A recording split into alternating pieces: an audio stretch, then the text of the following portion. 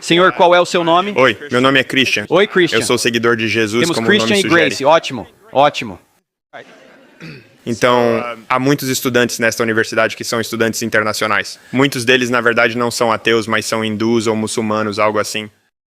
E por isso, ou eles dizem que são universalistas, ou seja, acreditam que judeus e cristãos também vão estar bem, ou são muçulmanos verdadeiramente piedosos, que dizem que o Alcorão se prova por si mesmo ao fazer referência aos outros livros. Recentemente aprendi que existem apologistas muçulmanos que falam inglês e que defendem a existência do Islã com base, essencialmente, dizendo que o Alcorão veio por último, que ele fala sobre Jesus e Moisés. Então minha pergunta é, você já passou um tempo, seja debatendo ou mesmo pessoalmente, achou valioso olhar para os argumentos deles? E na verdade, onde você encontra... Sim, eu acho que há alguns caras na internet que fazem um trabalho realmente bom evangelizando muçulmanos. Um deles é o David Wood. E se você procurar pelo canal dele no YouTube, Apologetics Roadshow, você vai encontrá-lo. Outro é Sam Shamoun, que também faz um trabalho excelente.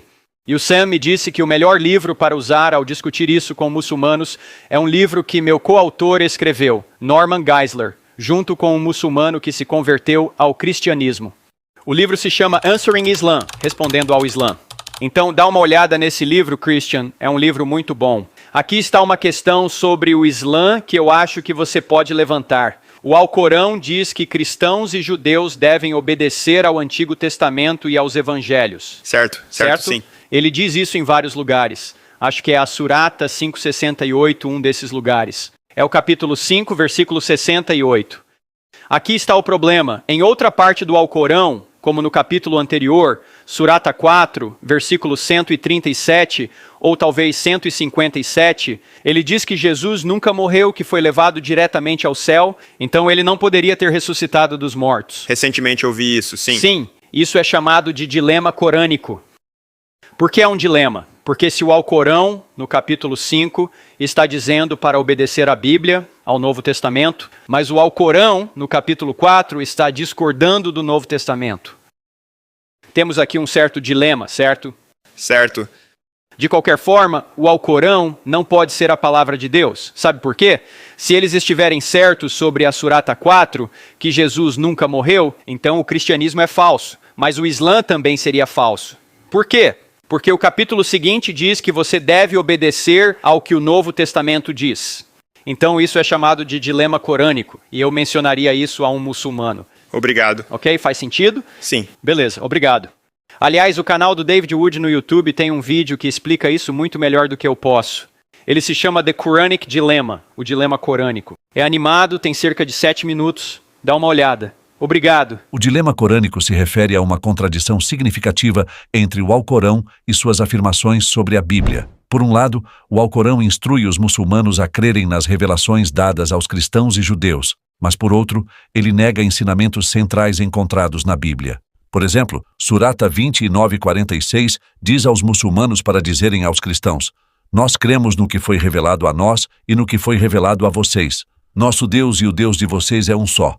Surata 29:46. Ainda assim, muitos muçulmanos rejeitam ensinamentos essenciais da Bíblia, como a Trindade, a morte e a ressurreição de Jesus, alegando que as Escrituras foram corrompidas. Porém, o próprio Alcorão afirma que a Torá, os 5 primeiros livros da Bíblia, e o Evangelho foram revelações divinas para guiar a humanidade. Surata 3:34. Além disso, a Surata 18:27 declara que ninguém pode alterar as palavras de Alá.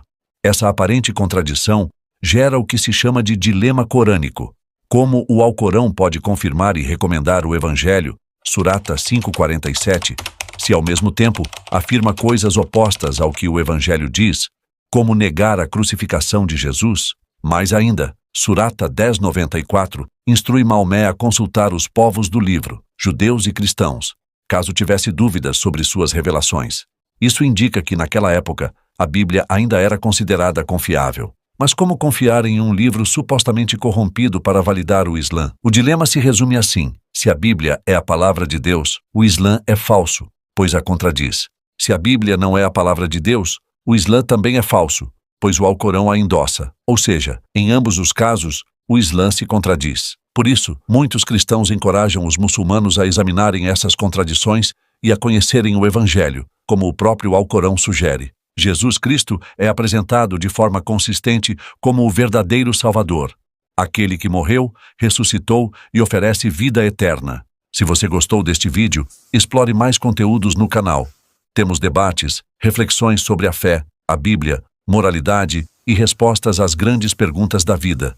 Não perca, há muito mais a descobrir.